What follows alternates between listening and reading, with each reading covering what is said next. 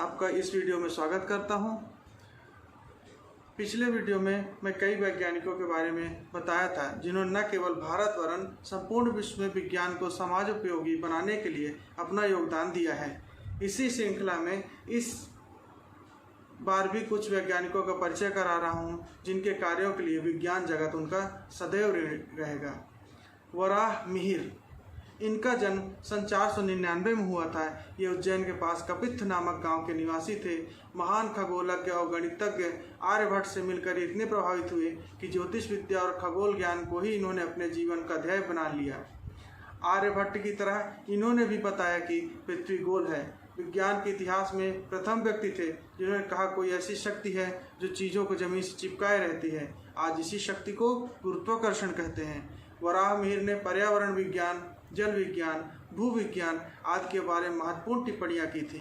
उनका कहना था कि पौधे और दीमक जमीन के नीचे की पानी को इंगित करते हैं। आज वैज्ञानिक जगत द्वारा इस पर ध्यान दिया जा रहा है। वराहमिहिर द्वारा ज्योतिष विद्या पर लिखी गई पुस्तकों को ग्रंथ रत्न माना जाता है।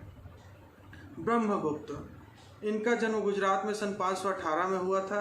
ये एक प्रखर गणितज्ञ थे जिन्होंने सबसे पहले शून्य के कार्य करने के नियम बनाए तथा अनिर्धारित समीकरणों के हल भी दिए। ये उच्च गणित की संख्यात्मक विश्लेषण शाखा के संस्थापक भी थे।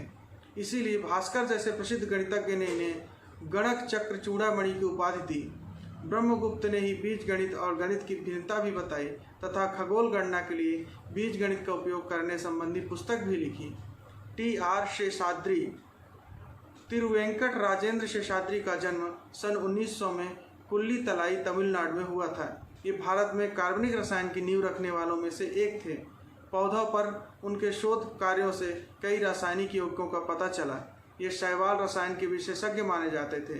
इनके शोध परिणाम कृषि और चिकित्सा विज्ञान के महत्वपूर्ण माने जाते हैं। इनके शोध कार्यों के लिए इन्हें नोबेल पुरस्कार प्राप्त हुआ था। R.C. बोस, रामचंद्र बोस का जन्म 1901 में होशंगाबाद मध्य प्रदेश में हुआ था। ये गणित एवं सांख्यिकी के विद्वान थे जिन्होंने दूर संचार के लिए नए कोड निकाले। कोड की सहायता से त्रुटिहीन संदेश प्राप्त किए जा सकते थे। इस कार्य के लिए उन्हें अमेरिका का सर्वोच्च वैज्ञानिक सम्मान प्रदान किया गया था। पंचानन माहेश्वरी, इनका जन्म सन 1904 में जयपुर राजस्थान में हुआ।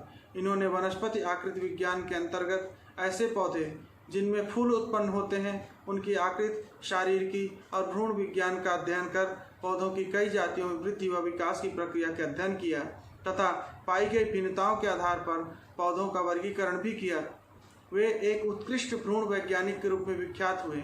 इनकी लिखी पुस्तकें आज भी शालाओं एवं विश्वविद्यालयों में अध्ययन के लिए उपयोग में लाई जाती हैं। S. चंद्रशेखर, सुब्रमण्यम चंद्रशेखर का जन्म सन 1910 में लाहौर में हुआ था। उन्हें 1983 में भौतिक शास्त्र में नोबेल पुरस्कार मिला। सितारों के अध्ययन में योगदान के अतिरिक्त इन्होंने 2 उत्कृष्ट पुस्तकें भी लिखी हैं। S. चंद्रशेखर विश्व प्रसिद्ध भौतिक शास्त्री, खगोल भौतिक शास्त्री के साथ साथ गणितज्ञ भी थे। J.B. नार्लिकर, इस सृष्टि में असंख्य नक्षत्र, आकाशगंगाएं और निहारिकाएं हैं। यह सब कैसे उत्पन्न हुई होंगी, इस प्रश्न पर वैज्ञानिक शताब्दियों से विचार कर रहे हैं। कोल्हापुर महाराष्ट्र में 1938 में पैदा हुए खगोल भौतिकविद जयंत विष्णु नार्लिकर ने इस प्रश्न का उत्तर प्राप्त करने के लिए एक नए सिद्धांत पर कार्य किया है जिसके अनुसार सितारे, आकाशगंगा और अन्य तत्वों के रूप में पदार्थ सारे संसार में बराबर फैला हुआ है।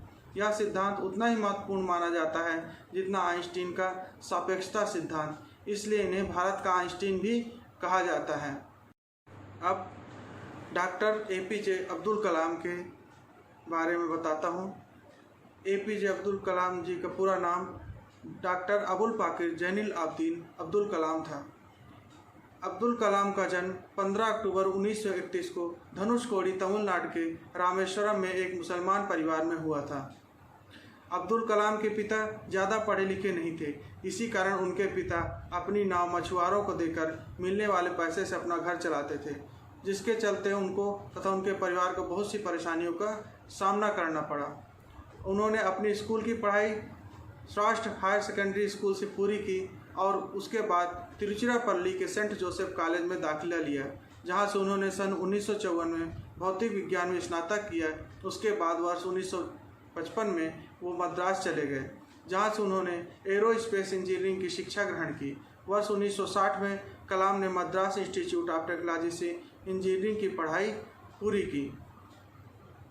फिर कलाम दिल्ली आ गए और उसके पश्चात ही वे DRDO से वैज्ञानिक के रूप में जुड़े और शुरुआत में उन्होंने छोटे हेलीकॉप्टर डिजाइन करने में अपना अहम योगदान दिया।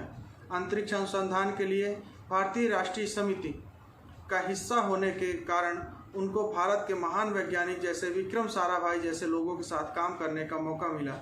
1969 में उन्हें इसरो भेज दिया गया, जहां उन्होंने परियोजना निदेशक के पद पर काम किया।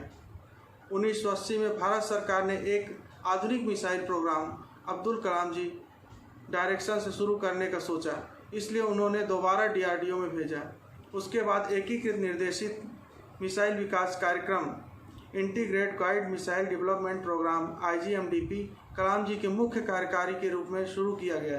अब्दुल कलाम जी के निर्देशों से ही अग्नि मिसाइल पृथ्वी जैसे मिसाइलों का बनना सफल हुआ। एक वैज्ञानिक और एक इंजीनियर के तौर पर उन्होंने रक्षा अनुसंधान और विकास संगठन और भारतीय अंतरिक्ष अनुसंधान के कई महत्वपूर्ण परियोजनाओं पर कार्य किया। उन्होंने वर्ष 1998 के पोखरण द्वितीय परमाणु परीक्षण में भी महत्वपूर्ण भूमिका निभाई। डॉक्टर कलाम भारत के अंतरिक्ष कार्यक्रम और मिसाइल विकास कार्यक्रम के साथ भी जुड़े थे। इसी कारण उन्हें मिसाइल मैन भी कहा जाता है। उन्हें भारत के सर्वोच्च नागरिक सम्मान भारत रत्न सहित कई प्रतिष्ठित पुरस्कारों से सम्मानित किया गया। 18 जुलाई 2002 को APJ अब्दुल कलाम जी ने राष्ट्रपति पद की शपथ ली। कलाम जी कभी भी राजनीति से नहीं जुड़े रहे, फिर भी वे भारत के सर्वोच्च राष्ट्रपति पद पर विराजमान रहे। आज के लिए बस इतना ही। आगे फिर कुछ नया वीडियो लेके आएंगे, तब तक के लिए धन्यवाद।